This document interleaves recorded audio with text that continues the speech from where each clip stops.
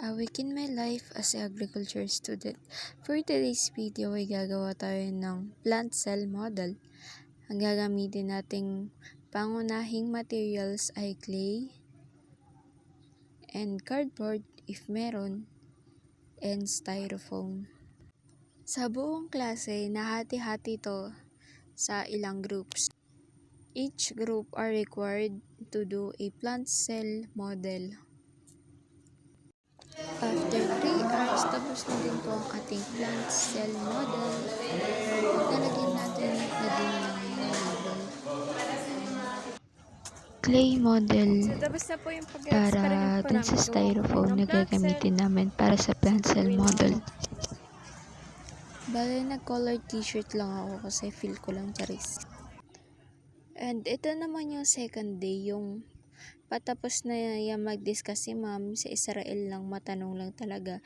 Kaya sinasagot ni ma'am yung mga question namin para ma-clarify sa amin kung ano ba talaga yung mga function, ganun. Para saan ba sila, mga ganun. Kung para sa'yo, para sa akin, charis.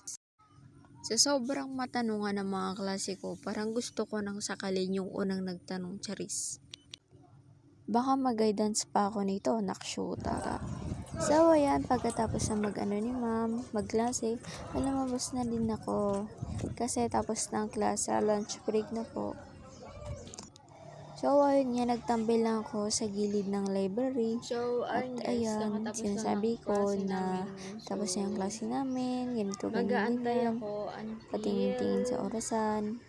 O diba, dahil napapangitan ako dun sa 11:49 na.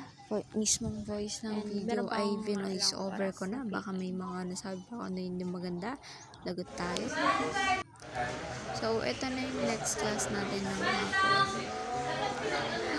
Ang tagal ganyan ni ma'am at sila picture sila sa harapan. Since bagong renovate nga itong classroom namin at bagong pinto, ay wala pa itong blackboard. Kaya medyo hirap din sila ma'am pa na mag-discuss, ganun. Since nga dahil sa kakulangan ng classroom, ay minsan hindi na kami sa classroom nagka-klase, kundi sa labas ng classroom, ganun, o sa mga waiting shed na pwede mag-class. Ang galing nga nung nasa kabilang parang divide room na yun, mga first year. So, yan, after mag-discuss ni ma'am, may lumabas na din ako. So, yan, tinanggal ko na yung ponytail ko kasi ganun yung nakasanayan ko. Ito na yung pinaka-last day, ang third day. So, bale, nga, maaga akong pumasok, pero ilang oras akong tambay. And guys, bale,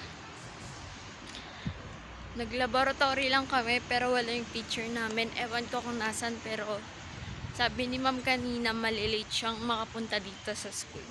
Baka pumunta lang na ang aga ko. So, bale ngayon papunta akong library. Kasi magbabayad ako. Kasi kukuha ako ng certificate of enrollment, tapos certificate of grades. Kasi kinukulit na ako ni mama.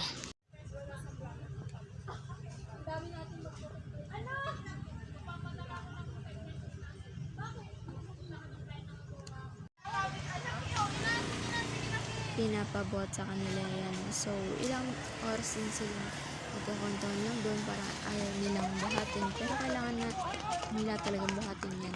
Dahil nga nahihirapan sila,